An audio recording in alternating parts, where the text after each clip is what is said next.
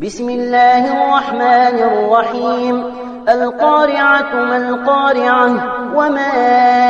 أدريك ما القارعة يوم يكون الناس كالفراش المبثوث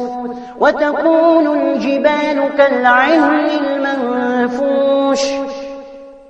فأما من ثقلت موازينه فهو في عيشة راضية وأما من خفت موازينه فأمه هاوية وما